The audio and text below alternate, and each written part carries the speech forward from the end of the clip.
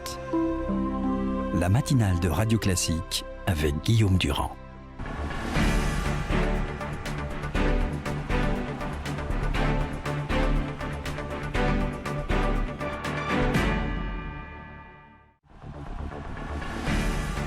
L'invité politique sur Radio Classique et Public Sénat.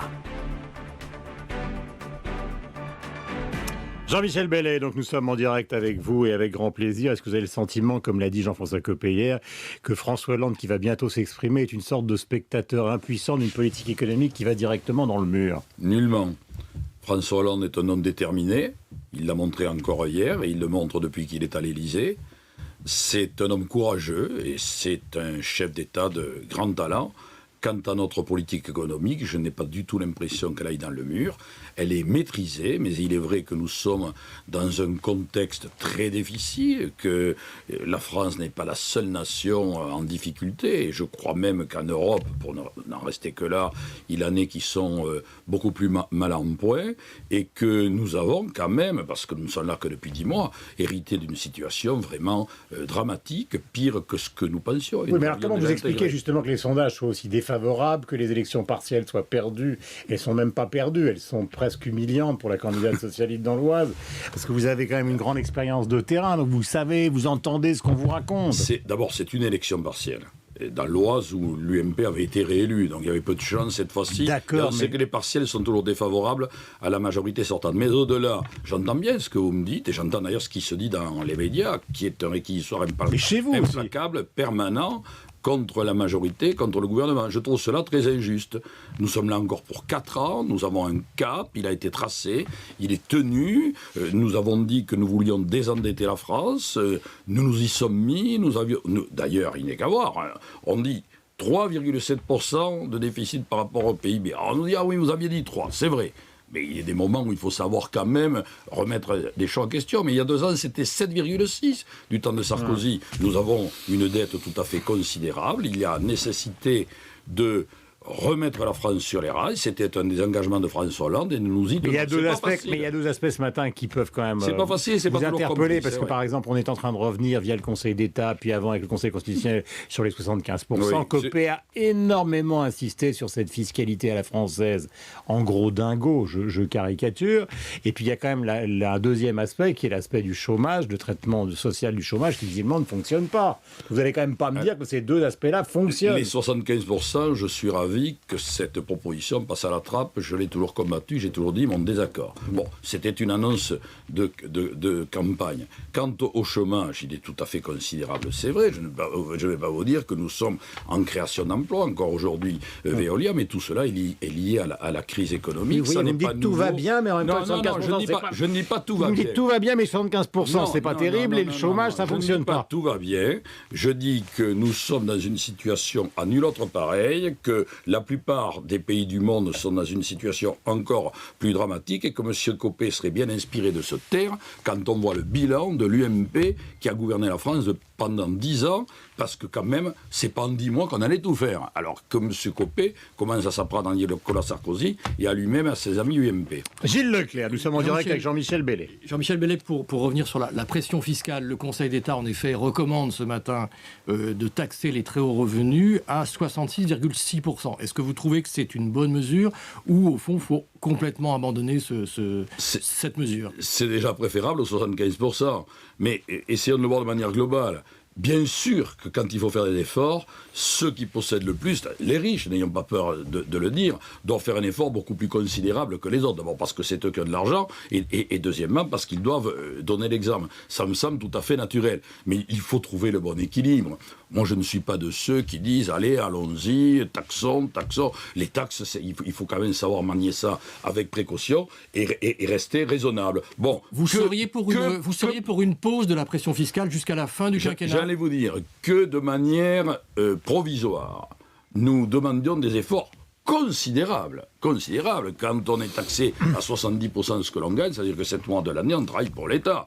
Moi, je peux partager cette vision des choses. Mais d'autant plus que ça doit vous concerner. Comme vous.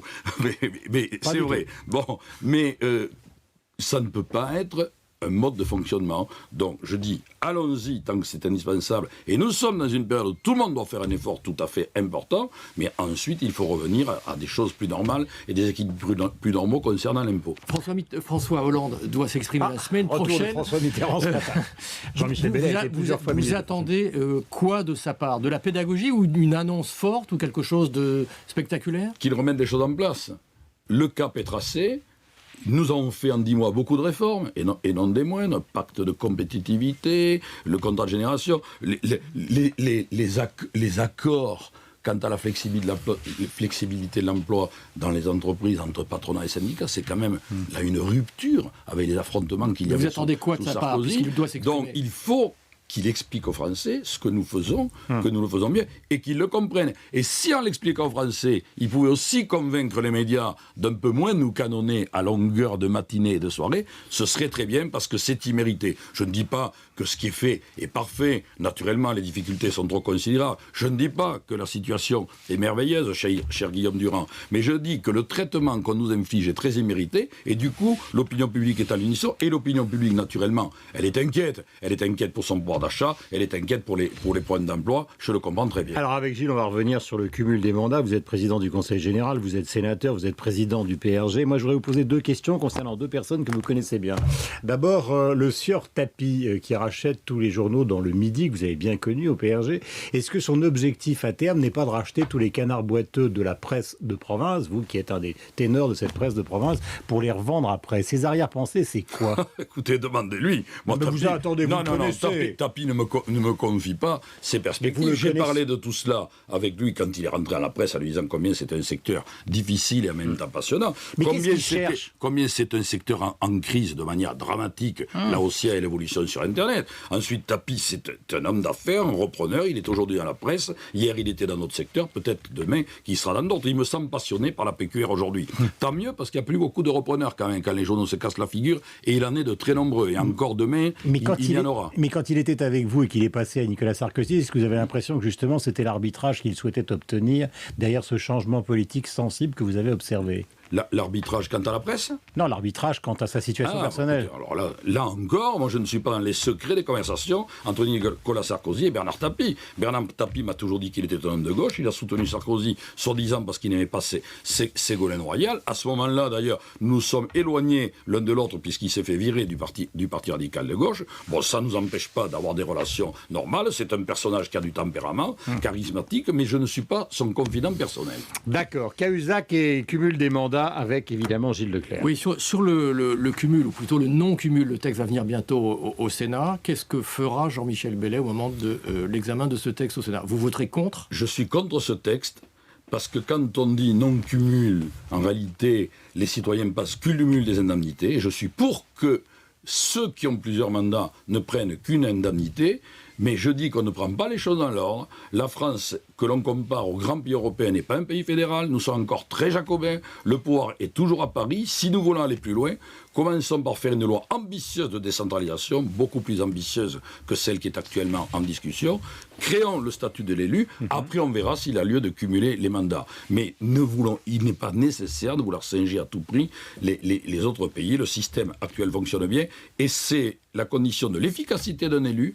Et c'est aussi la condition de la proximité de l'élu. Imaginez, vous êtes tous en train de dire qu'on légifère trop, qu'il y a trop de normes. Nous-mêmes le disons aussi. Quand les parlementaires, députés et sénateurs vont être 6 jours sur 7 au Parlement à ne faire que cela. Moi, je suis pour qu'ils soient avec leurs électeurs dans les départements et qu'ils connaissent les dossiers. Donc vous pronostiquez un vote négatif au Sénat sur un texte qui au Sénat, je pense que ce texte ne passera pas et nous le combattrons. Mais après, la discussion est déjà ouverte avec le ministre de l'Intérieur. Je ne doute pas que nous réussirons à l'améliorer, car je rappelle que le cumul des mandats est déjà limité. C'est pour aller encore plus loin.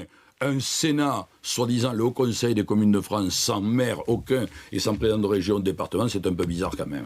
Comment vous avez vécu la séquence Jérôme Cahuzac? Après tout, territorialement, c'est quelqu'un qui n'est pas très loin. Il n'est pas très loin de chez vous. Oui, c'est mon voisin de département. Mal, parce que Jérôme est un ami, parce que c'était un des ministres les plus talentueux du gouvernement. Il a pris courageusement ses responsabilités. Nous avons vu d'ailleurs qu'il en était mortifié, mais ainsi va la vie publique. Elle est souvent cruelle. J'espère que désormais, délié de toute solidarité gouvernementale, il pourra prouver son innocence et je suis sûr qu'il va s'y consacrer avec l'énergie que nous lui connaissons. Mais vous lisez probablement Mediapart, même si ce n'est pas la presse que vous préférez. On dit qu'il y a 15 millions sur le compte, que le compte est arrosé par les laboratoires pharmaceutiques. Enfin, tout ça, quand même, rappelle une ténébreuse affaire. Je le disais déjà hier en reprenant ce roman célèbre de Balzac, mais c'est quand même étonnant tout ce qui se passe. Qui n'est pas une manière d'accabler ce matin Cahuzac. Hein. Ouais, écoutez, les hommes politiques sont souvent plus que critiqués, mis en cause. Bon, là, c'est le cas avec Jérôme Cahuzac, qui n'est quand même pas le dernier du gouvernement. Bon. Il a démissionné, il a pris ses responsabilités, et il dit tout cela est faux. Moi, j'ai quand même tendance à rester sur la présomption d'innocence quand elle est affirmée. Ensuite, nous verrons comment tout cela se termine. D'ailleurs, Copé n'a pas tellement... J'ai confiance en Cahuzac. Mais il n'a pas tellement insisté, Copé, hier, lors de la motion de censure, justement, sur cette affaire. Donc, est-ce qu'il y a un changement de climat ? Que l'on revienne à de meilleures mœurs. Moi, c'est le radical laïque qui le dit. Quant au respect des personnes, j'ai très mal vécu la manière dont Wörth s'était fait lyncher. Et vous ne trouverez pas un seul propos de Jean-Michel Bailly ou des radicaux de gauche à l'encontre de monsieur Wörth. Donc qu'on revienne à de meilleures mœurs, à plus de respect des personnes et de la présomption d'innocence, je trouve que c'est une bonne chose. Dernière question, Gilles Leclerc. Dernière question, vous venez de dire je suis un radical laïque, on sait que la laïcité c'est une des valeurs fortes des radicaux de gauche. La décision de la Cour de cassation de renvoyer devant la justice l'affaire Bébilou, où une salariée avait refusé d'enlever son voile pendant son travail, ça provoque quoi chez vous en 30 secondes? En 30 secondes, ça me choque beaucoup. Parce qu'une crèche, c'est pas un endroit comme un autre. C'est là que l'on façonne, dès le plus jeune âge, les enfants. Et je pense que ça doit être un endroit neutre religieusement et neutre politiquement. Voilà, dernière donc appréciation de Jean-Michel Bailly. Merci d'être venu avec nous. Visiblement, vous n'avez peut-être pas le sentiment que le rugby est passé définitivement dans le sud-est, à Toulon parce que Non, vous allez voir. Nous n'avons pas dit notre dernier mot au Stade Toulousain. Mais c'est vrai qu'à ce moment, nous ne sommes pas non plus, y compris le Stade Toulousain, au milieu de notre forme. Le sourire de Jean-Michel Bailly. Merci, bonne journée à vous. Gilles, on se retrouve évidemment demain sur l'antenne de Radio Classique et de Public Sénat. Dans un instant, donc, le rappel des titres.